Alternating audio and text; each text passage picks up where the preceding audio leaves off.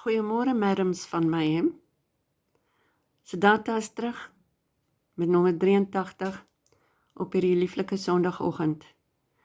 Ons is nou by 'n nuwe hoofstuk en die hoofstuk se titel is Om. The wound smarted for a long time. Siddharta took many travelers across the river who had a son or a daughter with them, and he could not see any of them without envying them, without thinking, so many people possess this very great happiness. Why not I? Even wicked people, thieves and robbers, have children, love them, and are loved by them, except me. So childishly and illogically did he now reason. So much had he become like the ordinary people. He now regarded people in a different light from previously. Not very clever, not very proud, and therefore all the more warm, curious, and sympathetic. When he now took the usual kind of travellers across, businessmen, soldiers, and women, they no longer seemed alien to him as they once did. He did not understand their thoughts and views, but he shared with them life's urges and desires.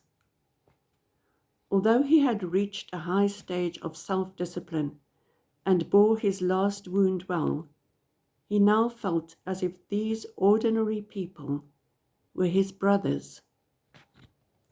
Their vanities, desires, and trivialities no longer seemed absurd to him.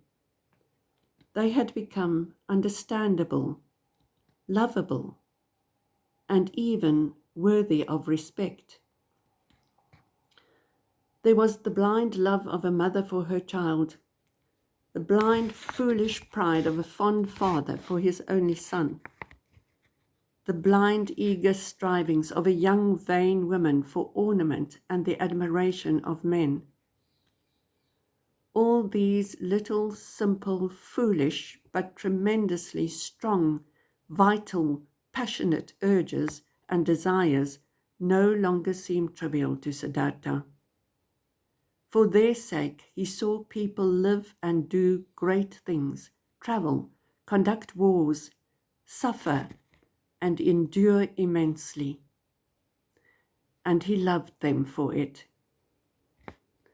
He saw life, vitality, the indestructible, and Brahman in all their desires and needs. These people were worthy of love and admiration in their blind loyalty, in their blind strength and tenacity. With the exception of one small thing, one tiny little thing, they lacked nothing that the sage and thinker had, and that was the consciousness of the unity of all life.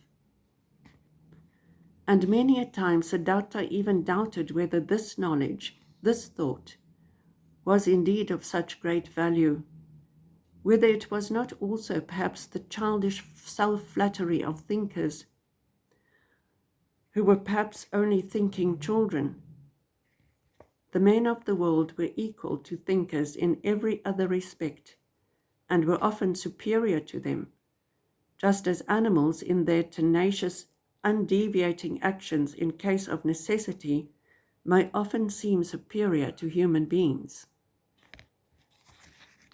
Ons los dit nou maar eers daar. Sien julle net nou.